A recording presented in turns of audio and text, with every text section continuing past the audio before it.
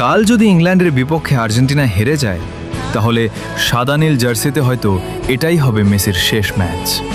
তাই আলভারেজ, কাল তোমাকে নিজের সবটুকু দিয়ে খেলতে হবে, শুধু ম্যাচ জেতার জন্য নয়, মেসির জন্য।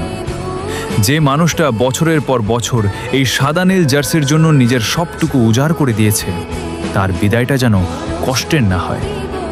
কাল পুরো আর্জেন্টিনা তোমার দিকে তাকিয়ে থাকবে হাজারো বাংলাদেশি আর্জেন্টিনা সমর্থক, হাজারো মেসি ভক্ত।